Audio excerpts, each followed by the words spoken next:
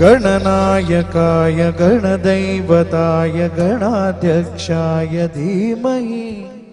गुणशरीराय गुणवन्दिताय गुणेशानाय धीमहि गुणाधीताय गुणाधीशाय गुणप्रविष्टाय धीमहि एकदन्ताय वक्रतुण्डाय गौरीतनयाय धीमहि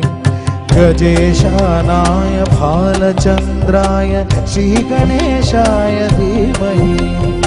एकदन्ताय वक्रतुण्डाय गौरीतनयाय धीमहि गजेशानाय भालचन्द्राय श्रीगणेशाय धीमहि